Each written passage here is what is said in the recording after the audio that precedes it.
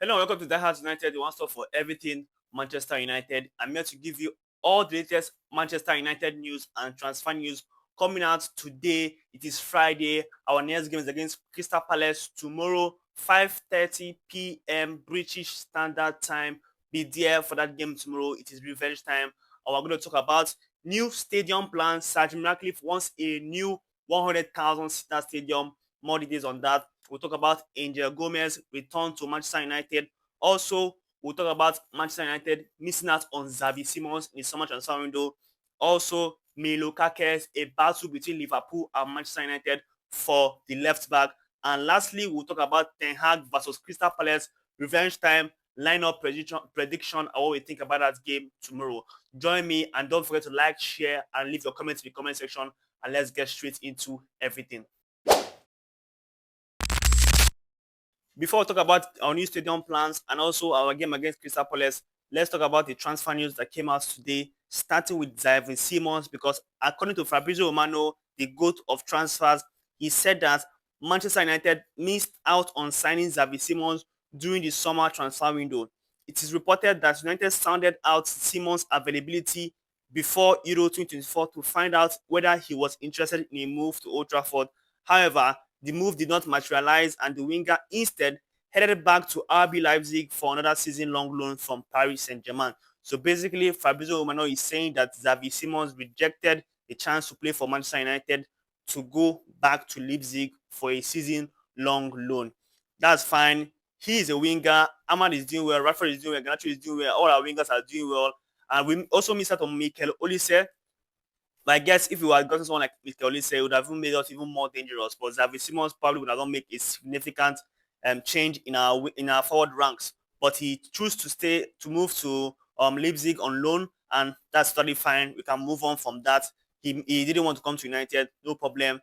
Let's move on from that. And starting with and going to a familiar face, you remember Angel Gomez, our academic graduate, Luis Nani's nephew. Yeah, his nanny's nephew, and he was our academic graduate. Got to play for some time for the first team, but people were criticizing his height. It didn't really work out well for him because his chances against he graduated under Mourinho. He got some chances, but of course it didn't just materialize well enough. And we saw his contract expired, and he left as a free agent. And then he moved to Lille, and he has been at Lille for 5 years now. And according to reports, he's saying that United are supposedly interested in signing our academic graduate Angel Gomez years after he left the club. According to reports, United are among a host of clubs exploring the possibility of signing Gomez next summer. The midfielder's contract at Lille is set to expire next year, and there's no sign of an extension being agreed. So after leaving United as a free agent, he moves to Lille as a free agent. Now he's going to leave Lille also as a free agent, and a lot of English clubs are interested in him. And according to reports, United are also interested in him. But it's very, very easy for the media to tag him with us because he's a free agent and he's our former player.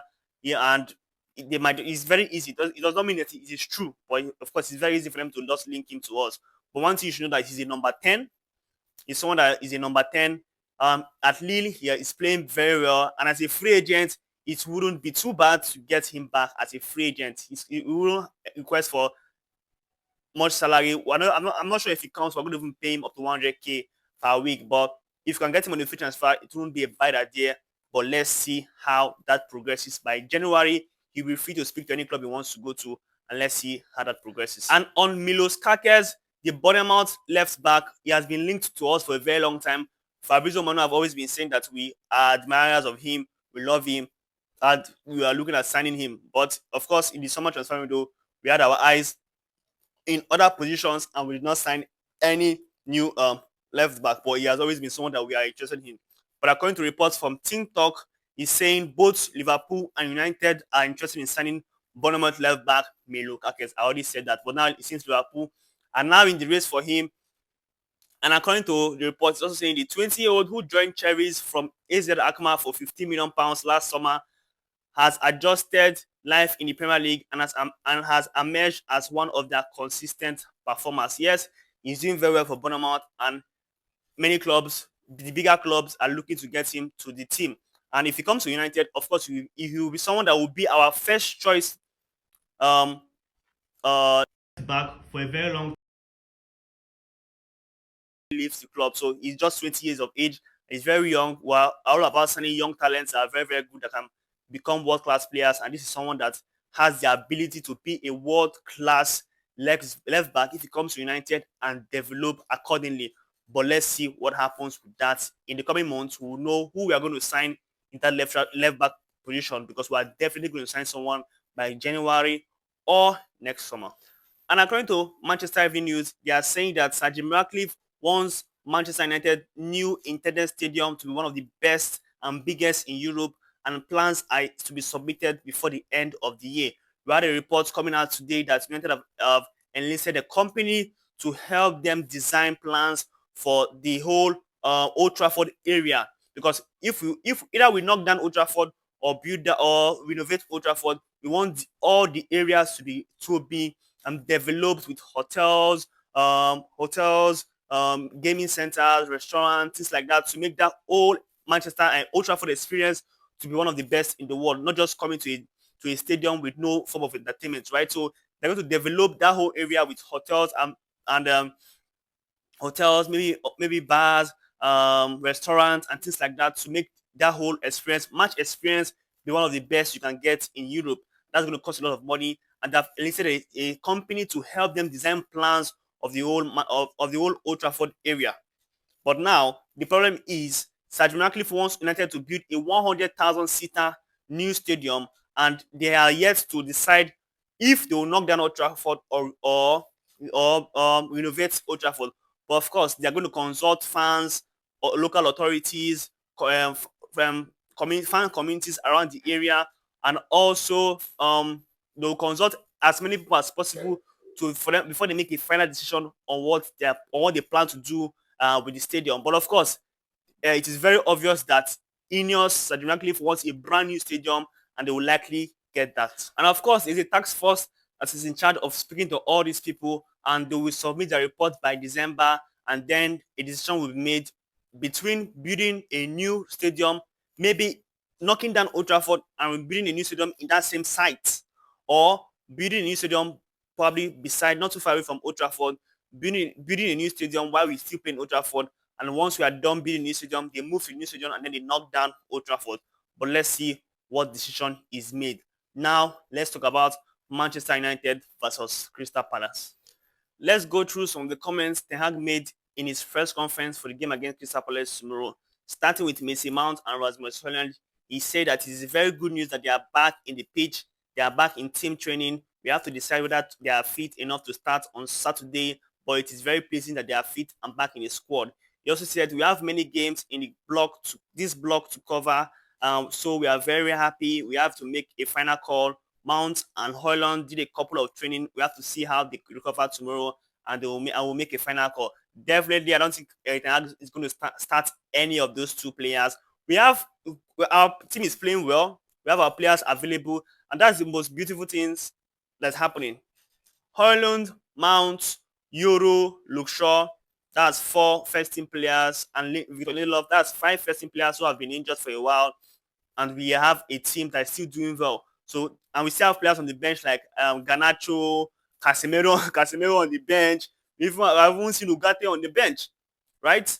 So we have this much bench filled with quality, something I've never had in a very, very long while, and it's very, very good news for us and for Ten Hag. It's a good headache to have in terms of picking your squad. So he's saying that Mount and Hojlund will make a final decision whether to start them or if they'll be on the bench. But for me, I feel they'll be on the bench. And in terms of getting beaten by Crystal Palace 4-0 last season, Ten Hag is saying that it was 4-0 away to Crystal Palace in May. Totally deserved, but Saturday will be different. I don't compare situations. From February onwards, we have to find 11 players to construct a team. Now it is 18, and we can pick one. So he's saying that our loss against Crystal Palace in May this year was totally deserved. They deserve to win that game, and they won it fair and square. So that is gone. And also saying that how we have improved after our defeat to Crystal Palace in May. He's saying that maybe you can compare it with the FA Cup final Don't compare it. The circumstances in that moment in the season from February on, we have to find every time 11 players who can construct a team, and now we are in a different place. We have 18 players and we can pick a team. Basically, it's saying that back then we had lots of injuries. Now we have many players back and we can pick a good team that can beat Crystal Palace this time around. So leave your thoughts in the comment section and tell me what you think about his comments, and how do you think he's going to line up on Saturday. Because for me, I'm going to pick my lineup now. Of course, Onana in goal, center back pairing of Matthias De Ligt and Lisandro Martinez, Matthias De Ligt. Then full backs, of course, Dalo and Mazarawi. Dalo at left back probably, and Mazarawi at right back. In the midfield, I hope we are going to see Ugarte and Kobe Minor in the midfield position. Ugarte, Kobe Minor, then Bruno in front of them, and then wingers, Garnacho. I would have picked Garnacho, but I don't think he will pick Garnacho. He's going to pick Rashford. Rashford is coming into form now, and you cannot bench him because when he wasn't in form, you are playing him. Now he's in form. You cannot bench him. So, of course, I'm going to pick Rashford at left wing. You might not like it, but Rashford probably at left wing. Then Ahmad at right wing. That definitely is going to be who's going to be playing there. One of our best players this season, if not the best so far this season. Then up top, number 9, Joshua Zexi. That's my team against Crystal Palace on Saturday. Then on the bench, we have Garnacho, we have Mount, we have Holland on the bench, we have Casemiro on the bench, we have Eriksen on the bench, and the likes. Leave your thoughts in the comment section and tell me what you think about that lineup for our game against Crystal Palace on Saturday. Garnacho is playing very, very well. Playing less minutes, he has scored more goals and giving more contribution than Marcus Rashford. But the main point is that you cannot bench Rashford because when he was playing bad, you are playing him. Now he's coming to form, he has to play. Continue playing. Ahmad has been doing fantastically well. You cannot bench Ahmad for Garnacho. Garnacho on his own, playing fantastically well, a game changer. But of course, when it comes on Saturday against Crystal Palace, he has to come in and make an impact also. So let's see what happens. It's a very good headache to have. It's not my decision. It's his Ten Hag decision that's going to pick. He's going to pick his team. I hope he picks the right team, because no matter what, even if he picks anybody he wants to pick, as long as we win that game, it's going to be good. Win that game, play well, control the game. Let's see more of our proposed style of play. Let's win and win comfortably. Let's not nick a victory. Win comfortably. My score prediction for that game is 3-1 to Manchester United. But let's see how they develop in that game tomorrow. But I'm expecting us to win and win comfortably. But that's all for now. Leave your thoughts in the comment section. Tell me what you think, and I will see you all on the next one.